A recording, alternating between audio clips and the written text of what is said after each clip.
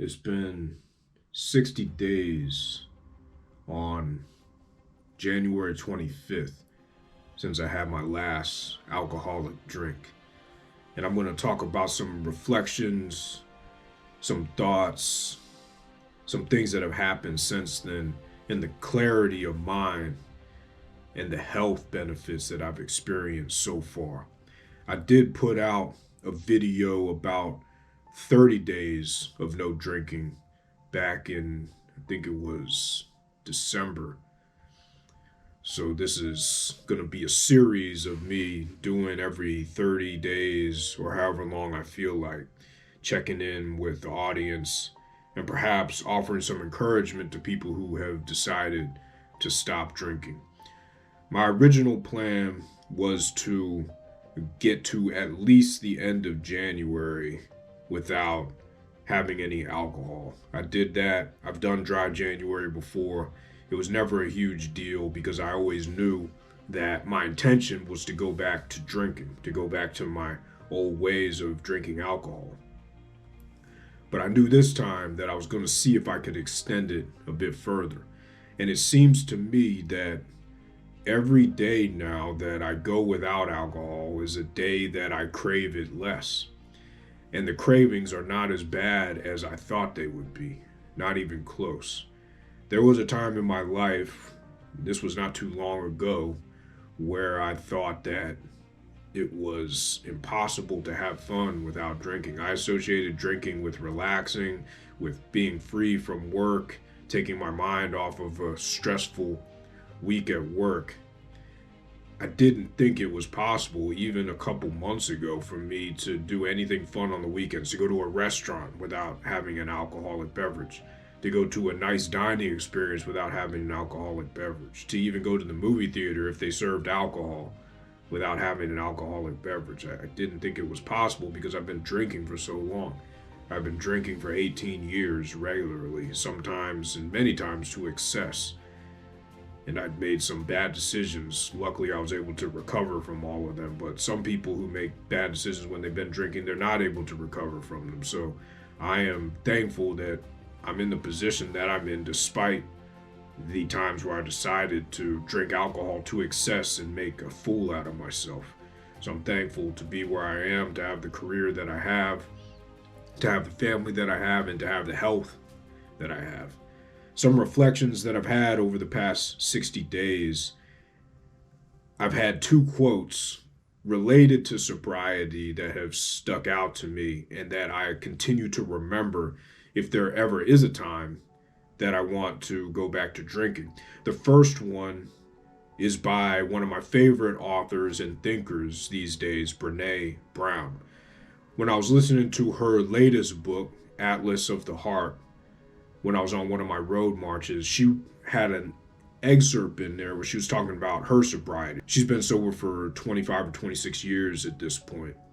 And she said something to the effect of, when I got sober, I was able to finally trust myself. And that, when I listened to that, that just jumped out at me. It jumped out at me because I've had a problem in my life trusting my instincts, trusting my feelings.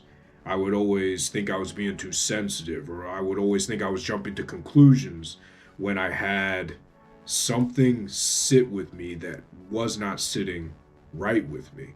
And I would always question myself and think that I was wrong versus thinking, well, maybe I'm right. Maybe my intuition is telling me that something is not right here and that I need to go the opposite direction.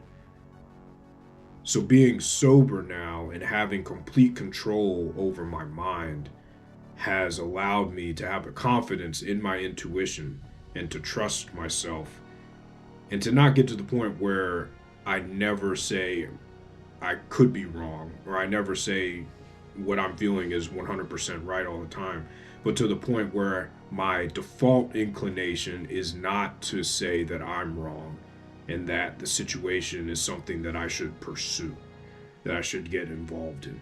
This has helped me tremendously at work. It's helped me confront some people at work who were not treating others and me in the best way.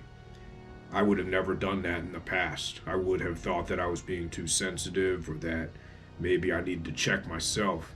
But after meditating on a couple of those instances, I said to myself, no, I need to say something.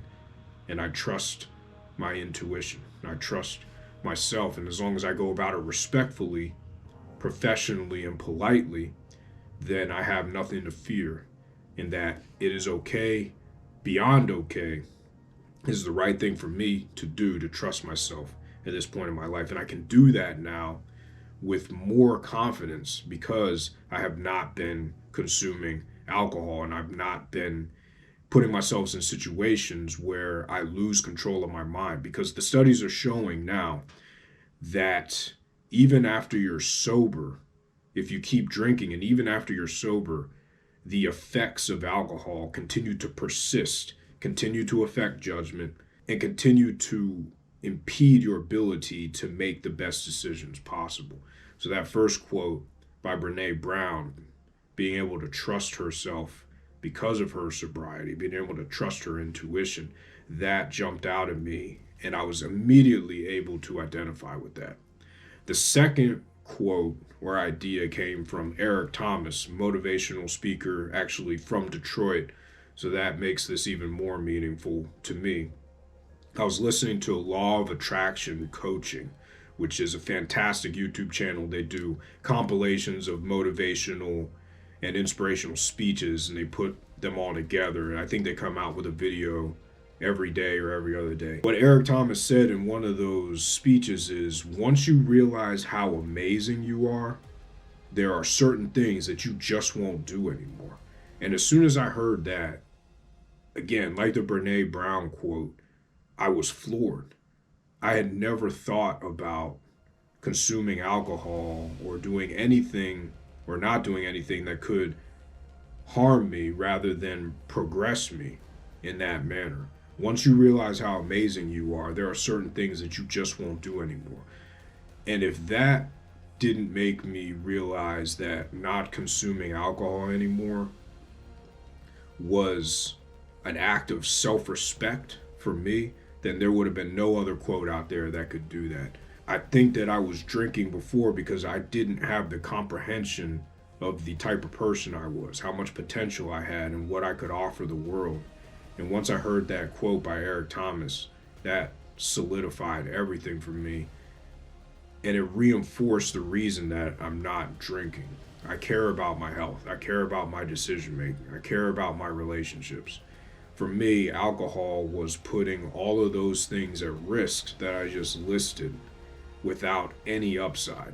Maybe 10 minutes of feeling buzz and feeling like I didn't have a care in the world, but in the back of my mind, knowing that those problems that I was running from still existed, and they were exacerbated by my decision to drink alcohol. I would say this to you: if you're thinking about quitting drinking, do your research. I've found that in this journey that alcohol affects everybody differently, and that there are certain people, and I think I'm in that group, who simply should not drink. Either they should not drink at all, or they should drink maybe once a month or once every year or so. Because for me, I'm a very deep thinker, and I think that when you drink alcohol, someone like me drinks alcohol, it just exacerbates the spiral thinking that I can sometimes get myself into, and it makes it worse, which then causes more drinking and the desire to drink more, which makes things worse and ends up being this negative feedback loop that causes all types of problems. I think there are certain people who deal with alcohol better. I think there are people like one of my friends who, because he never lets stuff get to him, and he's carefree and he has a strong mind, that it doesn't necessarily affect him psychologically like it affects folks like me. The health, the physical aspect of it, that's a whole different story. There's more studies out that are coming out now that are telling us that alcohol has no health benefits and that there is absolutely no upside physically to drinking. There's no upside physically to drinking. Those research reports continue to come out. Of course, you want to question where the data comes from, how the study was conducted, all that stuff. So you can't just take stuff at face value. But reading those reports and watching videos and doing my own research, I've come to realize that I had my fun, my 18 years, that's more than enough time of drinking. I've tried virtually every craft beer on the planet at this point, and a lot of whiskeys and liquors and all that stuff. And I'm comfortable now with the decision to not drink and to have my fun in other ways. And it has been a freeing experience, I can tell you that. I didn't realize the hold that alcohol had on me, and I don't believe that I had a serious problem. I can only imagine folks with a serious alcohol dependence problem, the hold that it has on them. I'm not here to convince you to stop drinking. I'm not here to evangelize for a life free of alcohol. Everybody processes alcohol differently. Everyone reacts to it differently. I'm just here to share my story. If you ever want to talk about it, I'm not a licensed counselor. I don't have expertise in that, but what I can do is I can listen to you. So reach out to me anytime if you just need someone to listen to you. If you have any questions about my journey so far, I'd be happy to entertain those questions and help any way that I can. If you need a counselor, I would say reach out to a therapist. You can't go wrong going to a therapist. Find a good therapist, talk to them about your struggles, and start from there. I appreciate you listening. Hopefully this video was helpful or inspirational to whoever watches it, anyone who watches it. If it helps just one person, then my intent would have been met. Until next time, stay safe, stay healthy, jump rope to freedom. Peace. Take care.